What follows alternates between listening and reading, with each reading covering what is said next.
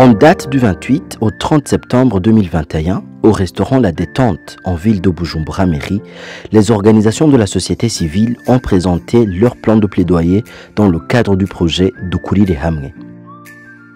Ce projet s'étale sur une durée de 3 ans et a été initié en février 2020 par le consortium Care International, Reja Burundi et ActionAid, financé par l'Union européenne. Dans ce plan de plaidoyer que nous venons de présenter, nous avons aussi montré que ce plan doit être exécuté par donc des intervenants divers, à savoir les décideurs. Parce que si c'est un plaidoyer, il doit être orienté par, premièrement, par ceux qui prennent les décisions. Ici, je voudrais signaler que c'est les parlementaires, mais aussi les ministères sectoriels et qui sont sensibles aux questions en rapport avec la protection de l'environnement. Ces organisations de la société civile opèrent dans 6 secteurs, à savoir l'éducation, l'emploi et l'entrepreneuriat des jeunes et des femmes, la santé, la protection et lutte contre les violences basées sur le genre, VBG, l'agriculture et l'environnement et changement climatique. Selon certains participants, il y a un grand espoir que les problématiques posées vont être résolues. Nous avons constaté que le gouvernement a été représenté par les ministres concernés.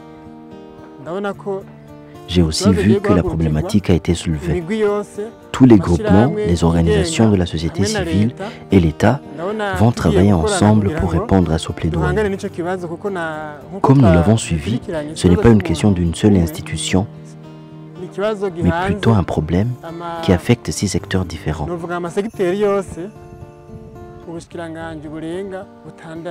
Donc, si le gouvernement continue à travailler avec les organisations non gouvernementales, comme ici fait, et je pense que le problème posé dans nos plaidoyers va être résolu pour le bien de la population.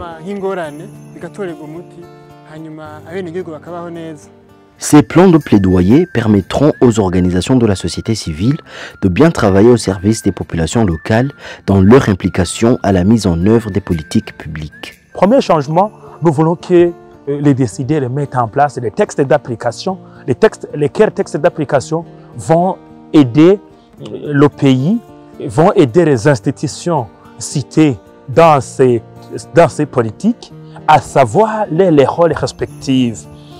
Un autre changement est de mettre en place un mécanisme de coordination et de mobilisation des fonds. Un autre changement que nous souhaitons est que ces textes d'application soient vulgarisés, soient, je dirais, mis à la disposition des usagers.